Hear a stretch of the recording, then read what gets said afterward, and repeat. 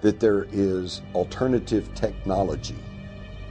And this could upset their monopolies over energy, fuel, transportation, communications, pharmaceuticals. And that's what they don't want.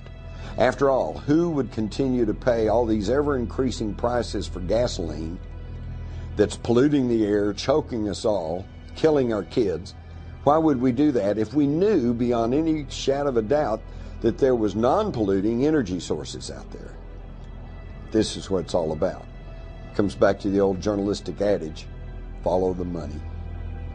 Everything has been covered up. The toxicities of the pharmaceuticals.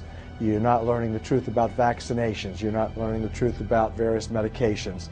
The pharmaceutical industrialists, which I prefer to call the military, medical, petrochemical, pharmaceutical cartel, essentially has control of the media, the mainstream media, and so it has control over the mass mind. And as a result of those powers that they assert, people are not given the factual information upon which to make informed decisions. They're given propaganda, and as a result, the choices that people are making are genocidal. And I say genocidal with a strict definition, meaning the mass killing of people for economic, political, and or ideological reasons. And those pharmaceutical industrialists are intimately connected to those people who wish to control populations. They've published the literature, what their intent is, not only how best to control populations, why populations need to be controlled, but ultimately affecting the technologies that are in place to do just that. Currently, 50% reduction in general of the planet's population that has been targeted for elimination. The disclosure project's oriented towards putting together credible government documents and these witnesses so that there is an undeniable case made that this is real and not fictitious. It started really in early 1990s, and after I had briefed the President Clinton's first CIA director on this problem, it was made very clear to me that the executive branch of the U.S. government did not want to do this because, I'm quoting, the President was concerned he would end up like Jack Kennedy. I'm not kidding. That was said to me by President Clinton's closest friend. Could it be that much of what we believe is illusion? Is it possible that the history of human civilization is not as we have been told? Have we as people been purposefully dumbed down?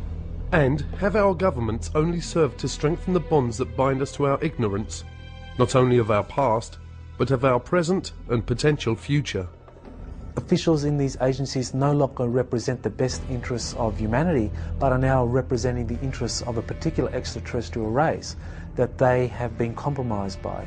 So we pay a heavy price if we don't make this open, if we don't bring in transparency and accountability into this whole process. It means that we don't know whether or not those that are behind the policies are actually implementing these policies for the best interest of humanity, which is what they claim, or for the best interest of a particular extraterrestrial race. Some of the questions that we must ask include, are there bases on our moon? Are there structures and life forms on Mars and many of the other local planets? Have our governments made deals and treaties with other life forms that affect the future of all of us on planet Earth?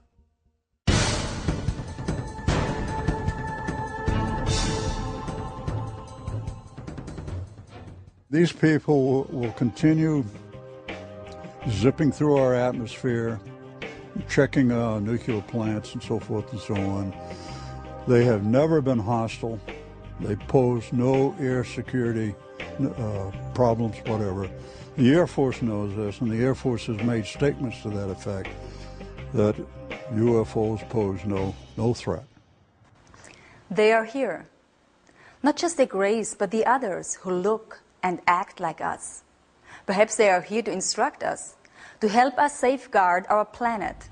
Definitely rules and regulations that govern everything. And the councils have the history books of all of the planets and all the records.